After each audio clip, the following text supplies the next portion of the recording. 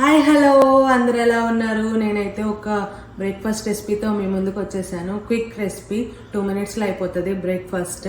అదేదో మీకు ఇప్పుడైతే చూపిస్తాను.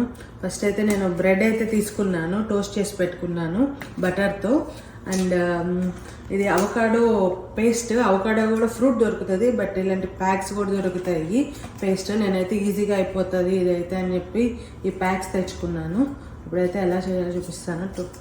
చేసుకున్న దాని మీద జస్ట్ ఇలాగా స్ప్రెడ్ చేసుకోవాలి. జస్ట్ 2 minutesలో అయిపోతుంది.